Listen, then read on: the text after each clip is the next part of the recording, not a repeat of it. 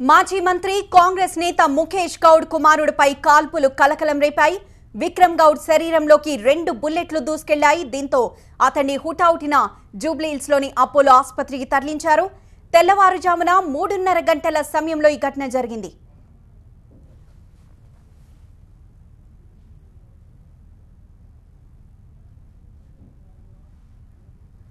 ముఖేష్ గౌడ్ ఇంట్లోనే ఈ కాల్పులు జరిగినట్లు తెలుస్తోంది. అయితే ఈ కాల్పులపై అనేక అనుమానాలు వ్యక్తమవుతున్నాయి.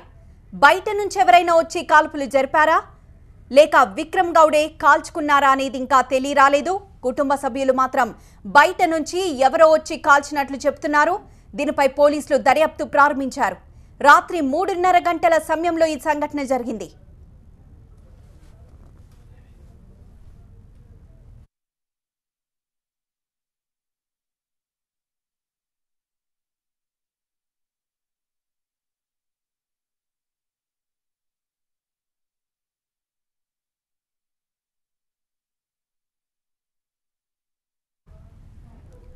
పోలీసులు కేసు నమోదు చేసుకుని విచారిస్తున్నారు. సంఘటన జరిగిన సమయంలో విక్రమ్ గౌడ్ అతని భార్య మాత్రమే ఇంట్లో ఉన్నారంటున్నారు. కాల్పుల శబ్దం వినిపించిందని ఆయన భార్య చెప్తున్నారని డీసీపీ సత్యనారాయణ చెప్తున్నారు. పూర్తి స్థాయిలో విచారించిన తర్వాతే ఏ విషయమైనా చెప్పగలమంటున్నారు.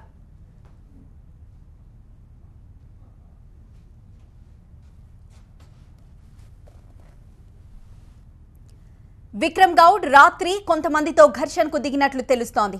వారే వచ్చి కాల్పులు జరుపుండొచ్చని విక్రమ్ గౌడ్ కుటుంబ సభ్యులు అనుమానాలు వ్యక్తం చేస్తున్నారు.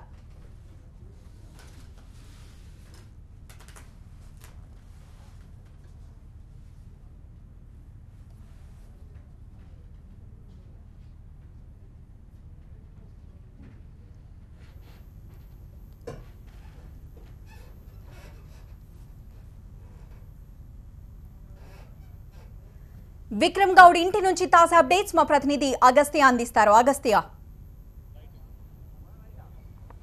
పూర్ణిమ, ఈ తెల్లవారుజామున మాజీ మంత్రి ముఖేష్ గౌడ్ కుమారుడు విక్రమ్ గౌడ్ పై కాల్పులు జరిగాయి. ఇదే ఈ నివాసంలో జూబ్లీ బంజారాహిల్స్ రోడ్ నెంబర్ 86లో ఉన్న ఈ నివాసంలోనే ఆయన తన భార్యతో కలిసి ఉంటున్నారు. కేవలం వాళ్ళిద్దరూ మాత్రమే ఈ నివాసంలో ఉంటున్నారు. ముఖేష్ గౌడ్ వేరే నివాసంలో ఉంటారు. ఆయన గోషామహల్లో ఉండే మరో నివాసంలో ఉంటారు. కేవలం వాళ్ళిద్దరూ మాత్రమే ఈ నివాసంలో ఉంటారు. అయితే ఈ నివాసంలోనే రాత్రి విక్రమ్ ఉన్నారు.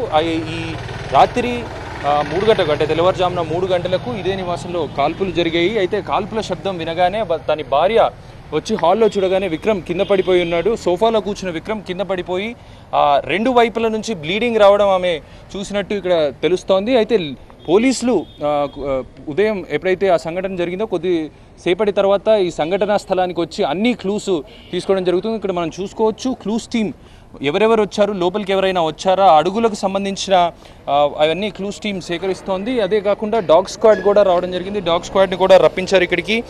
ఎలా జరిగింది ఇన్సిడెంట్ ఎలా జరిగింది అనే కోణంలో పోలీసులు తమ దర్యాప్తునైతే ముమ్మరం చేశారు. ఎవరైనా లోపలికి వచ్చారా, ప్రైమరీగా ఎవరైనా లోపలికి వచ్చారా అనే అనుమానాలతో లోపల ఉండే ప్రతి ఒక్క అణువు గాలిస్తున్నారు. లోపలికి వచ్చి ఎవరైనా కాల్పులు జరిపారా అనే విషయాన్ని మొదట కన్ఫర్మ్ చేయాలని చూస్తున్నారు.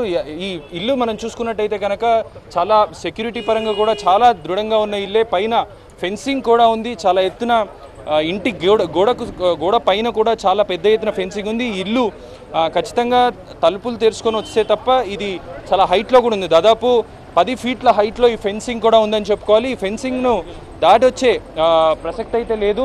అయితే ఎలా వచ్చారు, లోపలికి ఎలా వచ్చారు అనేది మాత్రం కొంచెం ప్రశ్నార్థకంగా ఉంది. అయితే ఇంటికి సంబంధించి బయట మాత్రం ఎటువంటి సీసీటీవీ ఫుటేజ్లు లేవు. కేవలం లోపల ఒక సీసీటీవీ ఫుటేజ్ అయితే ఉంది. పోలీసులు అదే సీసీటీవీ ఫుటేజ్ను పరిశీలిస్తున్నారు. అయితే ఎలా వచ్చారు అంటే ఈ మనం చూస్తున్న ఏదైతే డోర్ ఉందో ఆ డోర్ లోపల సోఫా ఉంది. అది లివింగ్ రూమ్. ఆ లివింగ్ రూమ్లోనే విక్రమ్ ఉన్నాడు. ఆ టైంకి విక్రమ్ అక్కడికి ఎందుకు వచ్చాడు అనేది పోలీసులు అది కూడా దర్యాప్తు చేస్తున్నారు. ఇంట్లో ఉండే వాచ్మెన్, సెక్యూరిటీ గార్డ్ని కూడా విచారిస్తున్నారు. అయితే కొద్దిసేపటి క్రితమే DCP Venkateswara Rao, west zone DCP Venkateswara Rao మాట్లాడుతూ విక్రమ్కు బాడీలో ఉన్న లెఫ్ట్ సైడ్ హ్యాండ్ ఇక్కడ ఒక బుల్లెట్, రెండో బుల్లెట్ ఈ హ్యాండ్ సైడ్ ఇక్కడ ఒక బుల్లెట్ తగిలిందని చెప్తున్నారు. ఇక్కడ తగిలిన బుల్లెట్ చేతితో పాటు స్ట్రైట్గా బాడీలోకి కూడా వెళ్ళింది. అయితే విక్రమ్ మాత్రం అవుట్ ఆఫ్ డేంజర్లో ఉన్నారని చెప్తున్నారు. అయితే ఏ కారణాల చేత ఇది జరిగి ఉంటుందనే మాత్రం పోలీసులు ఆ కోణంలో కూడా దర్యాప్తు చేస్తున్నారు. ఇద్దరు డీసీపీలు, ఒకటి west zone DCP task force west zone DCP Venkateswara Rao, అదేవిధంగా టాస్క్ ఫోర్స్ డీసీపీ లింబారెడ్డి ఇద్దరు ఇక్కడ విచారణ చేస్తున్నారు. లోపల సెక్యూరిటీ సిబ్బందితో పాటు వ్యక్తిగత సిబ్బంది ఎవరైతే ఉంటారో వాళ్ళని అడిగి తెలుసుకుంటున్నారు. ఏం జరిగింది, రాత్రి ఎవరైనా వచ్చారా, ఎలా జరిగింది, ఎప్పుడు జరిగింది, అన్ని కోణాల్లో దర్యాప్తు చేస్తున్నారు. టాస్క్ ఫోర్స్కి సంబంధించిన పోలీసులు, అదేవిధంగా క్లూస్ టీమ్కి సంబంధించిన పోలీసులు కూడా ఇక్కడికి వచ్చి అన్ని కోణాల దర్యాప్తు చేస్తున్నారు. మనం చూసుకోవచ్చు వెస్ట్ జోన్ డీసీపీ వెంకటేశ్వరరావు అంటే ఏ టైంకు ఇది జరుగుంటుంది, సీసీటీవీ ఫుటేజ్లు కూడా ఇప్పటికే పరిశీలించారు. ఎవరు వచ్చినట్టు లోపలికి ఎటువంటి గుర్తింపులు కూడా లభించలేదని ఆయన కొద్దిసేపటి క్రితం మీడియాతో మాట్లాడుతూ చెప్పడం జరిగింది. అదేవిధంగా విక్రమ్ గౌడ్ లోపల ఏదైతే సోఫాలో కూర్చున్నాడో ఆ సోఫా నిండా పూర్తిగా బ్లడ్ స్టెయిన్స్ ఉన్నాయి.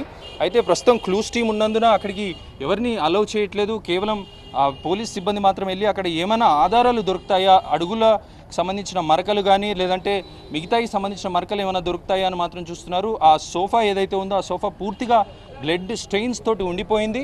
అదేవిధంగా బాడీ చూసుకున్నట్టయితే కనుక బాడీలో రెండు వైపులా రావడంతో రక్తం కూడా ఎక్కువ స్థాయిలో వచ్చిందని చెప్తున్నారు. ఆయన వెంటనే ఇక్కడ నుంచి ఇదే ఇంటి నుంచి అపోలో హాస్పిటల్ తీసుకెళ్లారు. ఈ ఇంట్లో కేవలం భార్య విక్రమ్ గౌడ్ ఇద్దరు మాత్రమే ఉంటున్నారు.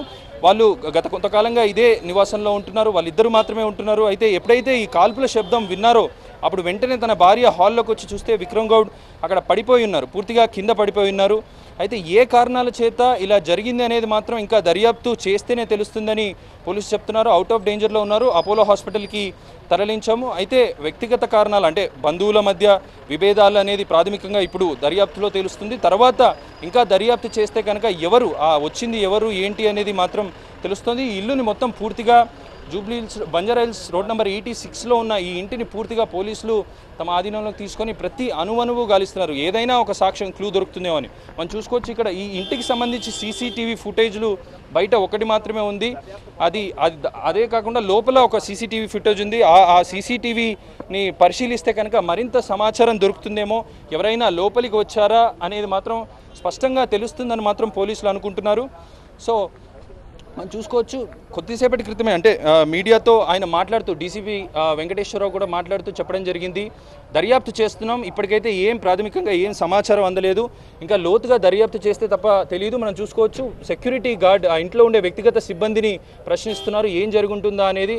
ఆ ఇంట్లో పనిచేసే విక్రమ్ గౌడ్కు పనిచేసే వ్యక్తిని అడుగుతున్నారు ఎన్ని గంటలకి ఈ సంఘటన జరిగింది, ఎప్పుడు జరిగింది, ఎలా జరిగింది, ఎవరైనా లోపలికి వచ్చారా, వస్తే ఇంటికి ఇంకో అటువైపు నుంచి ఏమైనా మార్గాలు ఉన్నాయా అనే ఒక కోణంలో మాత్రం ఆలోచిస్తున్నారు. వ్యక్తిగత కారణాలు అంటే కుటుంబ కలహాలే దీనికి కారణం, కుటుంబ సభ్యులు వచ్చి చేసి ఉంటారనేది మాత్రం ప్రాథమికంగా అంచనాలు వేసుకుంటున్నారు. మరో విధంగా చూస్తే కనుక వెపన్ లైసెన్స్ ఏదైతే గన్ ఉందో ఆ గన్నుకు సంబంధించిన బుల్లెట్లు మాత్రం పరిశీలించారు. అవి లైసెన్స్డ్ వెపన్ కాదు, లైసెన్స్ లేని వెపన్ నుంచి వచ్చినట్టు కూడా పోలీసుల ప్రాథమిక దర్యాప్తులో తెలిసింది. ఆ లైసెన్స్ అయితే పోలీసులు చెప్తున్న దాని ప్రకారం అయితే విక్రమ్కి ఎటువంటి గన్ లేదు. అంటే మొదట ఏదైతే ఇన్సిడెంట్ జరిగినప్పుడు కొన్ని ఊహాగానాలు వచ్చాయి, ఆ గన్ను తనంతలో తాను కాల్చుకున్నాడనే ఊహాగానాలు వచ్చాయి. కానీ పోలీసులు చెప్తున్న దాని ప్రకారం మాత్రం విక్రమ్ గౌడ్ దగ్గర ఎటువంటి గన్ లేదు. అయితే ఈ గన్ ఎక్కడి నుంచి వచ్చిందనేది మాత్రం పోలీసులు దర్యాప్తు చేస్తున్నారు. ఇప్పటివరకు బుల్లెట్స్ చూసిన దాని ప్రకారం అయితే ఇది ఇల్లీగల్ వెపన్ అనేది మాత్రం కన్ఫర్మ్ చేశారు. రైట్ అగస్త్య, మొత్తానికి అంత సెక్యూరిటీ ఉన్న ఇంట్లోకి ఆ వ్యక్తి ఎలా ప్రవేశించాడు? ఖచ్చితంగా ఆ ఇంట్లోని వ్యక్తులకి అలానే ఇంట్లో పనిచేసే వ్యక్తులకి సెక్యూరిటీకి తెలిసిన వ్యక్తి అయ్యుంటేనే అంత ఈజీగా లోపలికి రాగలరు. లేకపోతే అంత సెక్యూరిటీ ఉన్న నేపథ్యంలో మరి తెలియని వ్యక్తి అంత ఈజీగా లోపలికి వచ్చి విక్రమ్ గౌడ్ పై ఎలా కాల్పులు జరుపుతారు అన్న విషయంపై కూడా పోలీసులు ఆరా తీస్తున్నారు. అదే సమయంలో విక్రమ్ గౌడ్ కాల్పులు జరిగిన సమయంలో హాల్లో లివింగ్ రూమ్లో ఉన్న సోఫాలో కూర్చున్నట్లు తెలుస్తోంది. ఆ సోఫాలో కూర్చున్న సమయంలోనే దుండగుడొచ్చి కాల్పులు జరిపాడు.